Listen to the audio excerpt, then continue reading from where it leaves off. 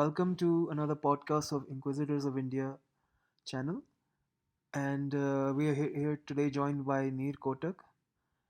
He's a defense journalist in one way.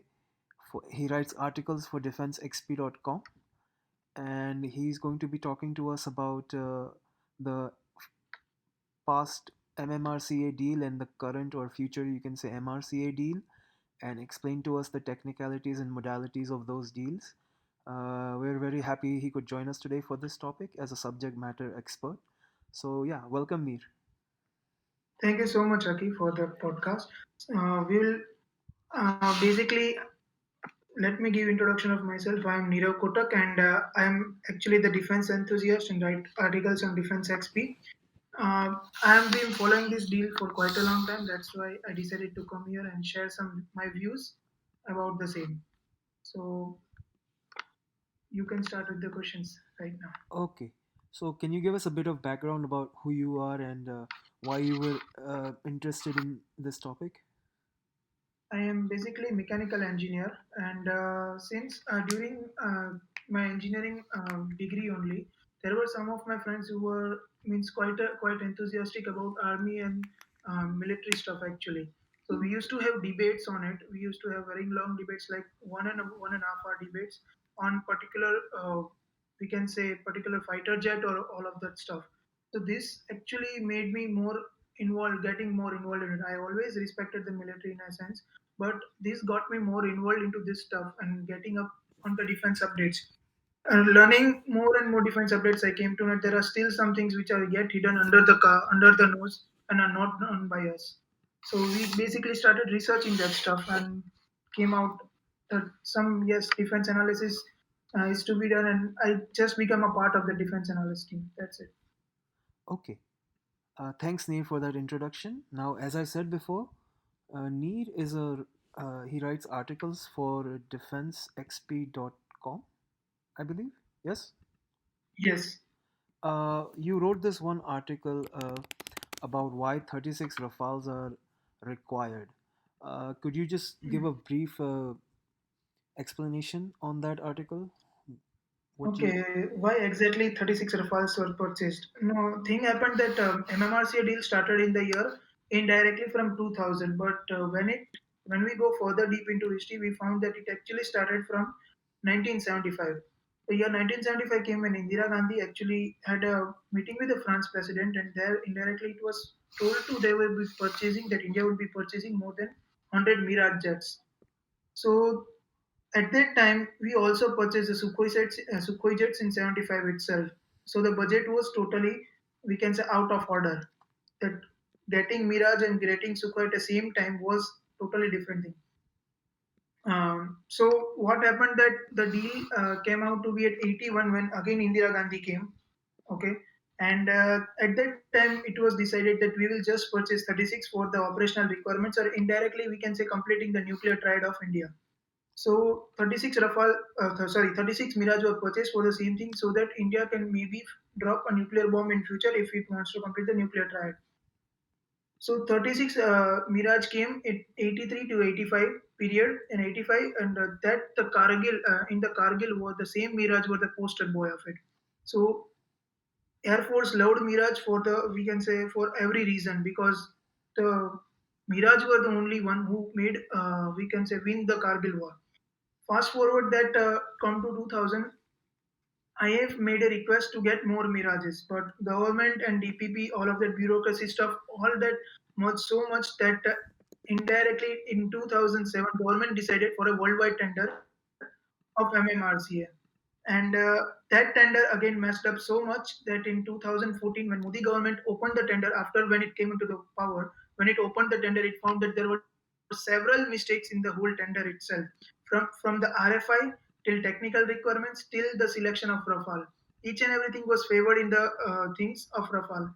So Rafale, indeed of being a good jet, was indirectly favored, and the deal was so messed up that indirectly India follows the L1 bidding system. Rafale didn't was not possessing the L1. So Modi government cut shorted and found out that we can again purchase the same 36 Rafale, which Indira time of Indira Gandhi did the same, to complete the nuclear triad right now, because Mirage was getting older, right? Mirage is getting older. So getting the modern jets and just completing, and we can say just having a nuclear trial was the most important one. That's why exactly two squadrons were enough for bombing. That is the real reason that why only 36 Rafale jets were purchased by the Modi government. So just to, we can say, complete the operational requirements of the nuclear trial. That's it. Okay, thank you so much for that explanation. I was going through your article and I had a couple of questions if you could answer. Yes. Yes, in the article you wrote that the Mirage 2000 was the first fly-by-wire aircraft of the IAF. For our viewers, can you explain what fly-by-wire means? What is the Uh, importance? fly-by fly-by-wire is basically a system by which you can, we can say, in short, I would just like to say that it's directly a technology which helps to betterly operate the aircraft than the previous ones. Okay, means some things are electronically controlled instead of mechanical ones. That's the real advantage of fly-by-wire systems over here. That's it. You can just keep. Let's keep it short right now. That indirectly it helps in more electronic, we can say, electronic movements rather than the mechanical ones. Okay, and just one more question from the article. You wrote and you highlighted this point. The other purpose of the Mirage 2000 was to counter the F-16s being procured by Pakistan.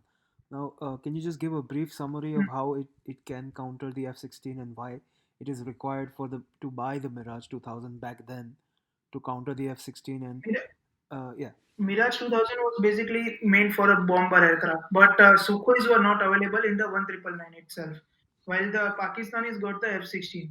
So to Sukhoi was yet to come, and just to, we can say, supplement the Sukhoi itself, because Sukhoi was really heavy aircraft for medium weight category. India needed some aircraft, so basically they thought that Mirage will also fulfill. Mirage is even good at air to air, but not as good as the other Russian ones.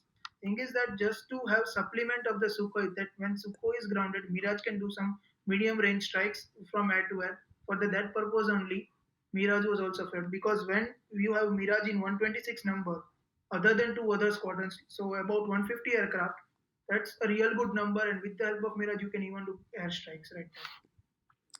Thank you so much for that explanation. The article will be in the description of the of the video. But for now, let's move on to our main topic, which is the MMRCA and the MRCA deal. Neer, if you could please explain for our viewers the basics of the both deals. First MMRCA, then MRCA. Okay, so basically, MMRCA, like I said, actually started from 1975, but let's cut short now. Directly, it started from year 2000. The 2000 I'm mentioning because it was the time that after Kargil war, IF mentioned they need more jets right now. The 42 squadron, the two front war thing was actually taking place right there right now. And it's still in the place that we need 42 squadrons, and some articles even mentioned that we need 48 squadrons in order to go offensive for any nation, for these two nations actually, China and Pakistan. So even though we procured Sukhois at the time period, we still needed a lot of fighter jets, so which was about the, we can say, about six squadrons of jets. So basically, since in Kargil we found out that Mirage was really good, I have wanted any French aircraft particularly. I have actually wanted the French aircrafts. So they gave RFP in year 2000, which was rejected by 2001, which was rejected by bureaucracy. Again in 2002, where they gave a 2000 Mirage 2000H model, which is much better than Mirage 2000. And we can say it was an intermediate bundle between Mirage 2000 and Rafale. Rafale was still on the picture and was not yet ready actually. So what happened that that was again removed by the, we can say, bureaucracy again. The At that time France was at such level that they even said that when the 126 Mirage which will produce in India, okay, the same Mirage would be less costly than one which is made in France right now at that time. So Indian bureaucracy had, we can say, all five fingers in, we can say, ghee actually, but still that was not done. And in 2003 they said DPP change actually, that is defense procurement procedure, and they said you should never go for single vendor procurement. Okay, so I have countered that we will just give an, we can say, not re- we will just give an another order, like we can say.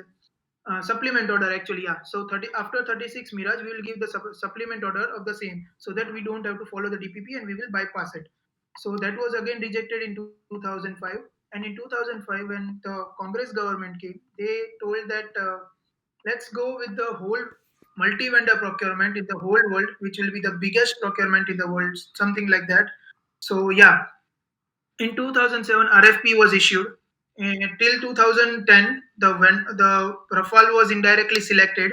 We can say it was somehow selected at the end of day. According to me, according to the CAG report which I have read, Rafale got more than 14 favors indirectly just to get selected in this deal. So Rafale got selected, and when in 2012, when the whole negotiation table was opened, it was found out that there were several technicalities and several cost adjustments done just to favor the Rafale. And when these cost adjustments were corrected, the deal went up and even inflated more than 20 billion to 30, and even times I have found that it is found to be more than $30 billion just for procuring the Rafales. Now, thing is, Indian military cannot afford that much cost, because that was just the cost of, we can say, just procuring the Rafales. After that, the maintenance service and whole was even going to be more and more complex. Indian military didn't have that money, so basically, what AK Antony did that time, that after from 2012 to 2014, it just delayed the whole MMRCA tender. Okay. And in 2014, like I said, when Modi government came, they opened the books. They found out that this is a total mess over here. So one of the best defense ministers which I find in my life, that there's some Manohar Parikar, scrapped the whole deal, cut short to the 36 Rafale. Now the MMRCA 2.0 is coming. Again, the same question is arising: does Indian military have the funds to get 126 aircrafts from foreign vendor? Look, this is not possible until and unless there is a domestic production line in India. So MMRCA tender, MMRCA 2.0 tender is still again a big hoax, that whether it is going to be possible or not. Thank you, Neer, for that wonderful explanation. Now, recently, we've also there was a news by I think some Austin handles that the Navy's requirement for 36 carrier jets and the IAF's new MRCA deal will be combined. What would be the advantages and disadvantages of that? As of now, what we can see from the point of view, that there are more advantages, much more advantages than compared to the disadvantages, because uh, as of now, what they are trying to do, that they want a combined tender for 114 and 57. Actually, it's the actual RFP was for 57, but Navy is cutting down to 36 because of the budget requirements again. So the number 36 is as of now, but actual tender was went out for the 57 jets. So we'll currently consider the 57 because Navy has not officially confirmed the 36 jets. So 114 plus 57, that is 171 jets actually. So let's go with that number right now. So with this big number, okay, any country would give you a technology transfer except USA. I'm still, let's keep the USA right now aside, but let keep considering the funds. 171 is a big number of jets right there. So this will indirectly help in, we can say, interoperability of Navy and Air Force, which is much more required right now. Also, it will help, we can say, creating economy of scale. It will have a TOT transfer. You can even get an engine tech, and also we can say there are much more numerous benefits we cannot even calculate right now, because the standardization, which is the first thing to be done right now with Navy, Air Force, and all of the three forces, can be done with this first deal. We can say this is the first baby step for the standardization, because since Navy and Air Force will be using the same fighter jet, the communication between them would be very efficient at the same time. And since the economy of scale is created, you can even produce that jet domestically, and it will be produced at much lesser cost than, I think, which it would be procured in France. So look, France Rafale assembly is almost now, we can say, does not have much more orders. It has orders till 2024 and more than that. But as of now, they even want to, we can say, if they got a chance, that if they are getting much more orders, they can shut that assembly and they can move it ahead, move it to some other country who can give more orders. So 171 number is a really great number, I guess, and that can make, we can say, France or Dassault to bend down and make a whole assembly line in India. And from one to two assembly lines, we can say, one will be there definitely, but it can even lead to give two assembly lines in India itself. So that would be a very great opportunity for India. Okay, when you said technology of transfer, transfer Mhm. technology, sorry. What do you mean by that? Like, what exactly would, what kind of Okay. transfer would there be? As of now, India doesn't have. We can say we have got a know-how of manufacturing the jets, but we can see the Tejas right now. Okay, it is still getting much more time. It still takes much more time to get manufactured right now. Okay, when I'm talking about the technology transfer, I mean that there is a worker skill which is also required. If you don't know that in MMRCA tender, it was considered there was a worker skill ratio. We can say that when a French worker, we can say a worker of France which works on a Rafale takes 1 hour to complete a particular job, then Indian person will take 2.7 times more, which will be equals to 2.7 hours. Okay, so that factor can be reduced, so indirectly it will increase the job opportunities. It will increase the medium scale industries which are as of now running on the Tejas line only. We can say it will give more opportunities over there over the period of time. If the technology transfer, I mean that the technology, look, if the assembly line is coming over here, you cannot afford to bring wings from the France, so that wings will be manufactured from the local industry itself. Okay, so creating a whole supply chain ecosystem right down over here for each and every part indirectly will help India to move further and increase the economy, you can say industrial base, for creating around manufacturing the jets, and this will indirectly help in our future programs of AMCA and Tejas Mark 2 as well. So that technology transfer, I mean, means understanding that how this technology works is basically necessary. That's what I have to say. Okay, thank you so much. As of now, do you think that this particular deal, the MRCA deal, is heading toward any conclusion? What is your assessment of it? Look, as of now, I can say it's not heading towards any conclusion because in last 1 year we didn't find any of the updates. The last one was that Navy was trying to merge the contract. Look, as of now, it's not heading, but we can just pray that this deal heads towards the conclusion because we all know the shortfall of Indian quadrants right now. So, next question is, and this is, I think, very important question. How do you decide how do you decide on the number 114? How does the Okay, Air Force decide that? Same for the Navy. 57 for the Navy. okay. So let me go with that. Actually, right now, let's say that India has 30. So basically, the Sukhoi will be in the forces till 2040, which are the 15 squadrons. That is 272. We can say 14 to 15 squadrons. Okay, which will be upgraded to Super Sukhois. Now, MiG 29 UPG standard is in terms of 3 squadrons, and 12 are more in order. Means the 12 which we recently ordered from Russia, that could be so indirectly 4 squadrons, and they will serve till 2032 till 2035.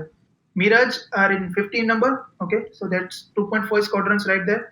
Jaguar has 6 squadrons. MiG 21 has 10 squadrons, which is almost equal to 180 to 200 aircraft right now. And we have just one IOC standard Tejas and 2 squadrons of Rafale, which are going to come till 2024. So when we just see that most of the, we can say, MiG inventory, that's MiG 29 and MiG 21 inventory, we are planning MiG 21 should be retired by now, but they are still planning to make it run till 2028. The last, we can say, MiG will be retired in 2025 to 28 period. Over the period of time, we can see the shortfall. So MiG 21 had about we can say 10 squadrons right there. Okay, so that 10 squadrons will be indirectly fulfilled by Tejas. So light combat, we can say, will be fulfilled by Tejas. Heavy combat, that is Sukhoi, it will run till 2040. So let's while upgrading to Super Sukhoi standards. So we have enough for the light combat and heavy combat aircrafts. When coming to the medium combat, we have Mirage right now, which will be going out in 2032, and we can say MiG 29 as well, and Jaguar. So replacing these squadrons, we come up with this number actually of 114. Right? So that's the number which we require right now. Actually, this moment we need that much aircraft in our inventory, which should be present for the 42 squadrons thing. So basically, take the 42 squadrons, decide the timeline whenever the deal will actually get completed, and till the deal gets completed, what are the number of squadrons that you will lose, and from that you will arrive to this magical number of 114. According to me, that should be around 120 because of the 6 squadron thing. But if you take one squadron as 18 jets, look, the squadron has just a meaning of 18 to 20 jets. There is no specification. So we can say 114 to 120 jets. The six squadrons are as of now required just to fulfill that bridging the gap. That's it. Okay. With this, we conclude part one of our podcast with Nir Kotak. The second part will be up in a few days. Thank you for watching as always.